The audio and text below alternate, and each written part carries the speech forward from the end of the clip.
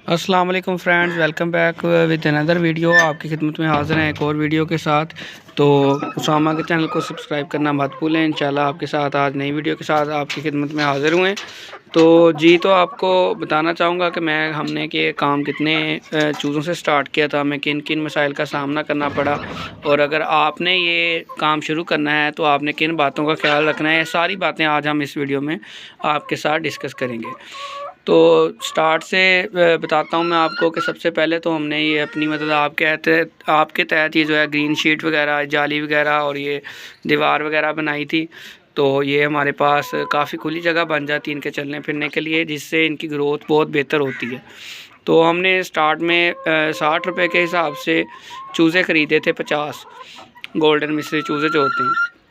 इनमें भी हमें तब पता नहीं था, फर्स्ट टाइम एक्सपीरियंस था हमारा। तो इनकी कैटेगरीज़ होती हैं, ए ग्रेड का चूज़ा, बी ग्रेड का चूज़ा, सी ग्रेड का चूज़ा पूरा। अगर आप हमने महंगा लिया था ये, हमें बाद में मतलब कि ये बात पता चली। इसमें भी कैटेगरी होती है, ए क्लास, बी क्लास, सी क्लास, डी क्लास। तो अगर हमने इस हिसाब से लेना था ना 60 रुपये का चूज़ा, तो हमें सारा ए क्लास चूज़ा लेना चाहिए था। और तब हमें ना इनकी कोई ब्रीड का पता था, इनकी ब्रीड कौन सी लेनी है अंडों की पैदावार ज़्यादा के लिए। अगर आप ज़ाहिर है इस काम में आपको दो ही चीज़ें मिलती हैं, गोश्त मिलता है और अंडे मिलते हैं। अब आपने ख़ुद फोकस करना है कि मैंने ब्रीड कौन सी लेनी है, गोश्त के हिसाब से लेनी है या अंडों के हिसाब से लेनी है। तो अगर तो आपने प्योर फीड के ऊपर पालने हैं तो आप लेयर पाल के तजर्बा कर सकते हैं, जो फीड के ऊपर मुकम्मल तौर पे पलती हैं, वैसे वो अंडे नहीं देती। और उसमें आपको मुर्गा वगैरह रखने की भी ज़रूरत नहीं होती, वो फीड की सर पे ही, फीड की गर्माइश की वजह से ही उनमें अंडा बनता है और वो अंडे देती हैं। फिर आ जाती है दूसरी चॉइस आपके पास अंडों के लिए कि आप मिस्री मुर्गियाँ लें।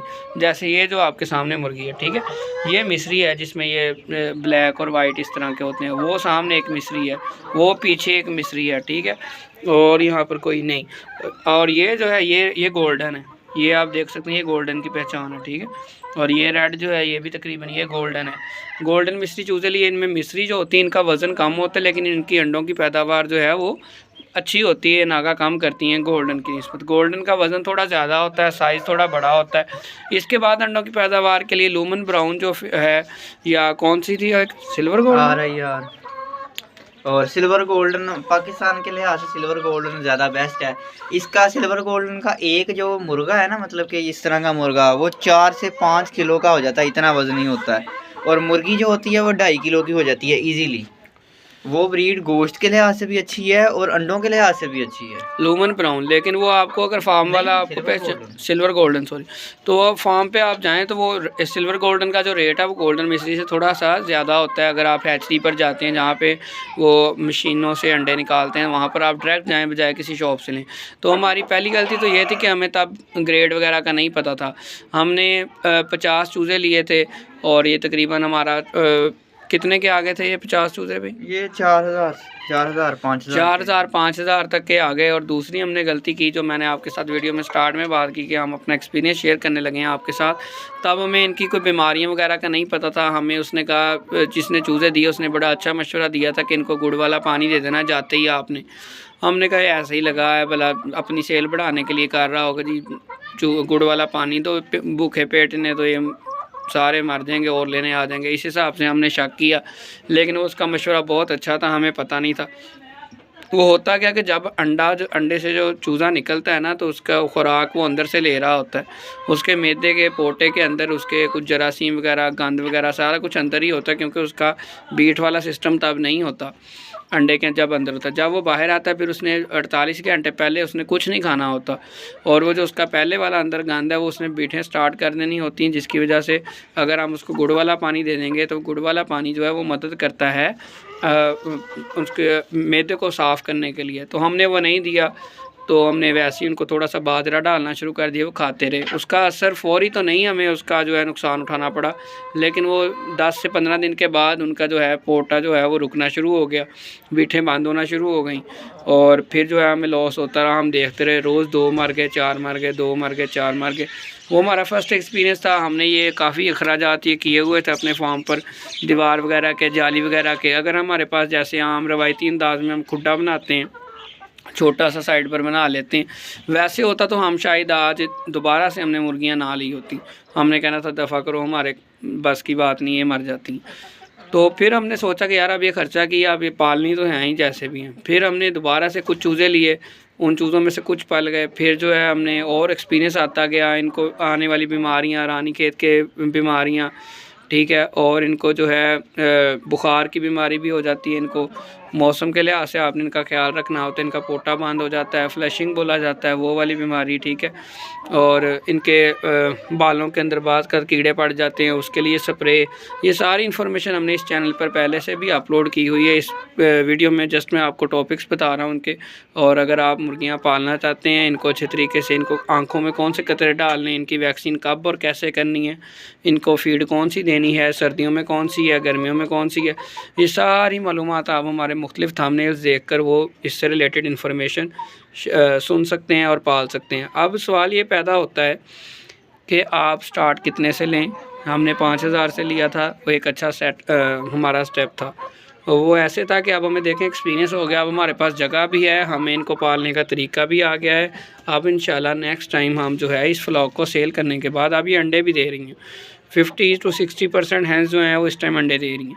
अब हम जो है अंदर अलग से पीछे इनका छत वाला इंतज़ाम भी है। नेक्स्ट टाइम हम जो है 200 तक इनकी, अब हमें फ़ीड का भी अंदाज़ा है कि अगर इतने बर्ड्स हैं, 25 हैं जो इस टाइम ये इतने अंडे दे रहे हैं, हमें मिल रहे हैं इनसे, और इनका अखराजात जो हैं, फ़ीड का ख़र्चा जो इतना है, तो उस हिसाब से हम 100 बर्ड्स का, 200 बर्ड्स का भी निकाल सकते हैं। तो इससे पीछे वाली वीडियो में मैंने आपको पहले ही बताया कि हमें 12, 14, 15 यहाँ तक अंडे मिल रहे हैं 25 मुर्गियों में से। आप 50 to 60% कह सकते हैं, अभी भी कम है, इसको और बढ़ाया जा सकता है फ़ीड के सर पे और कुछ इनको मल्टीविटामिन वगैरह का इस्तेमाल करवा के। तो अगर हम इसमें 100 तक ले जाते हैं, अब आप 100 के हिसाब से वही शेख चिली वाला प्लान भी कर सकते हैं। हमें भी पहले शेख चिली वाला लगता था, लेकिन अब थोड़ा थोड़ा वो हकीकत की तरफ आता जा रहा है।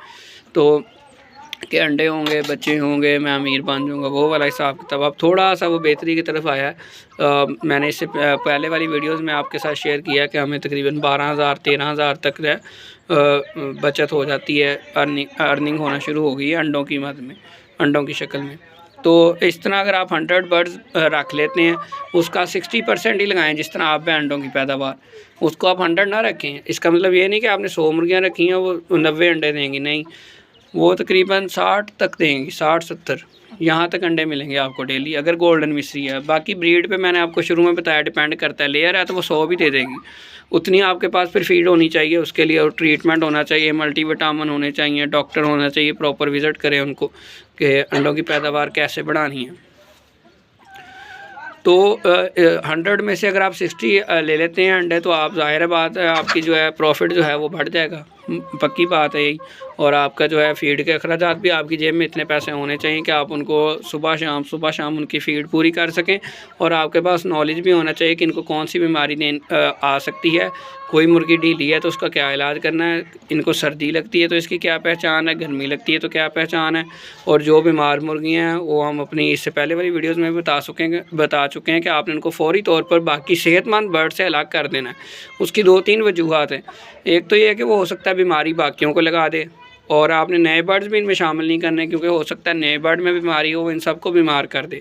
दूसरी बात कि वो कमज़ोर होता है, कमज़ोर को ये मारते हैं जो सेहतमंद होते हैं। तीसरी बात कि वो पीछे पीछे रहता है मार खाने की वजह से, और वो खुराक उसकी पूरी नहीं होती, वो भूखा ही रह जाता है। तो ये इन्होंने कौन सा बांट के खाना होता है। तो इस तरह से आपने उसको अलग कर देना और उसकी केयर करनी है। मज़ीद ऐसी इन्फॉर्मेटिव वीडियोज़ के लिए हमारे चैनल को सब्सक्राइब करें, ताकि हमारी हर आने वाली नई वीडियो आप तक पहुँच सके। शुक्रिया।